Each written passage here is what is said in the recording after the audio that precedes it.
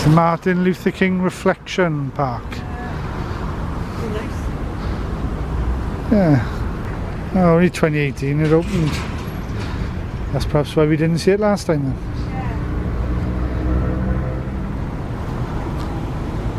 So we'll be going down to the National Civil Rights Museum again.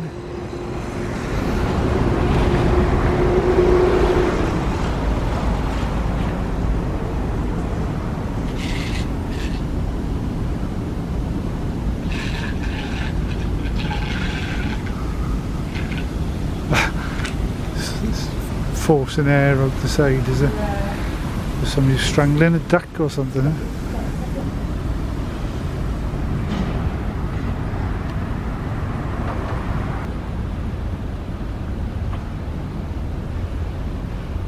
So this is historic Claiborne Temple. This is where Martin Luther King came to lead the march in 1968 that didn't get far before it turned to violence.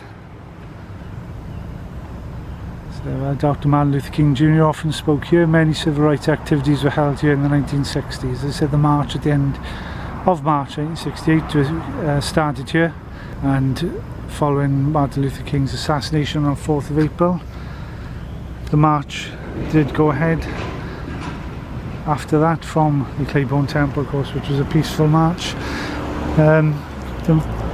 One day in the march was to protest against the sanitation workers' conditions, where they were wearing the placards "I am a man," which is defined as a sculpture here. This is I Am a Man Plaza.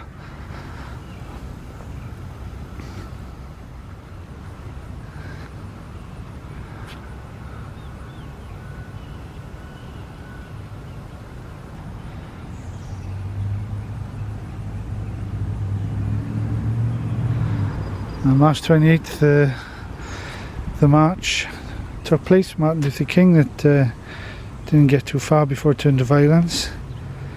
16-year-old Larry Payne shot to death. 300 sanitation workers and ministers conduct a silent march from here at Claiborne Temple to City Hall up on North Main, attended by armoured jeeps, military trucks and guardsmen with fixed bayonets. President Johnson and AFL-CIO President George Meany offered to mediate. April 2nd, hundreds of black Memphis attend the funeral of the youngster Larry Payne, and the National Guard are withdrawn. Wednesday, April 3rd, Dr. King returns to Memphis. Thousands brave a thunderstorm to hear him speak at Mason Temple. Of course, his famous mountaintop speech. And April 4th, Dr. King's assassinated at Lorraine Motel, which is a few blocks south from here. And April the 8th, the silent memorial march through downtown, led by Martin Luther King's wife, Coretta King, which also, I believe, started here from the Claiborne. Now on April the 16th, the sanitation workers vote to end the strike after a settlement was put in place.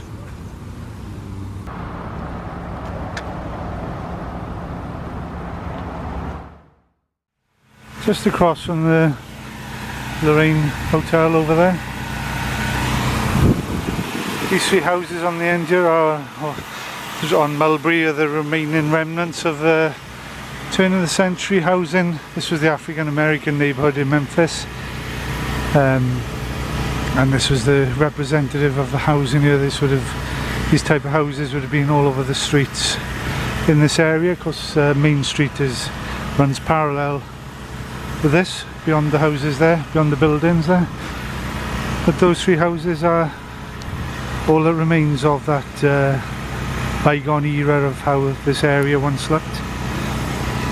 This building next to it was tenement buildings in the 1920s, 30s. This would have been pretty run-down area by then.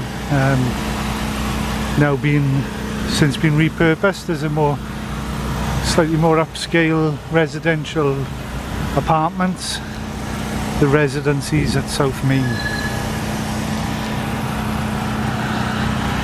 So it's always good when they can repurpose old buildings.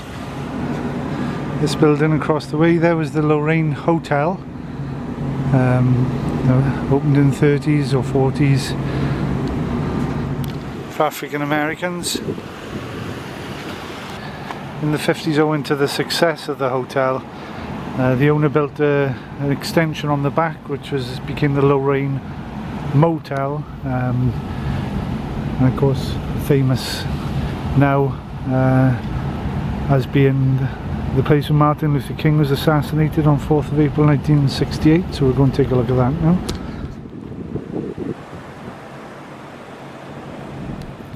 So we're not going in the Civil Rights Museum this time. We've done it 3 times on previous visits, and we're not going to do it this time. We've just come over. So as I've said on previous ones, you go in here, the museum all goes through the building in the back there and through the motel, and you can view Martin Luther King's room that he was staying that night. It's been mocked up as it would have been left that night, and of course he was assassinated, he was shot where the wreath is on the balcony there, shot by James Earl Ray from the small open window up on the right. So that's the second part of the museum over there. Now the museum have that complete building, and over 3 floors there's further exhibits, and again the apartment at the top has been mocked up as it was when James Earl Ray was staying there. And you can come out on that little balcony there, and you can also get another view into the windows, because obviously the room is all screened off. You can't actually go in the room, but it's glassed off, so you can see through. Like I said, I'll put pictures in here from our previous visits, because it's not, I don't think it's changed each time we've come here. So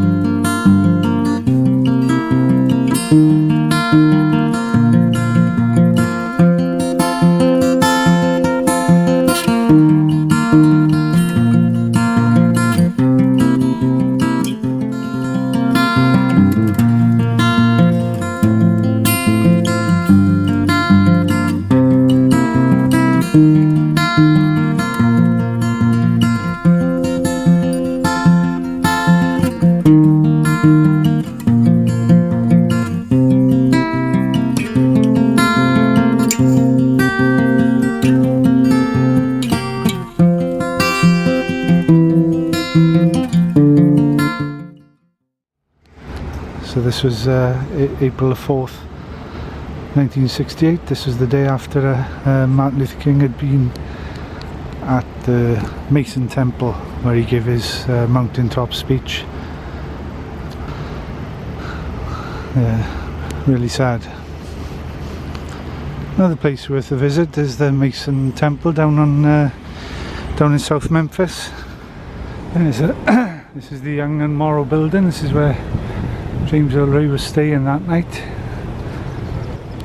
At the back of this building he had an apartment, and after he'd shot Martin Luther King, he came running out the door and dumped the rifle in this doorway here, which is now the museum store. This is where you finally exit the museum once you've done the second part over here in this building. But this is the doorway where the gun was dumped before James Earl Ray fled. So there's the boarding house, and there's the rifle dumped in the doorway there. So So these buildings on South Main, a lot of them have still got the original paint adverts on the sides. It's pretty cool. So this is South Main. So that's the Young and Morrow building, and the next street down then is the actual Civil Rights Museum that was the Lorraine Motel, which is built on the back of the original Lorraine Hotel.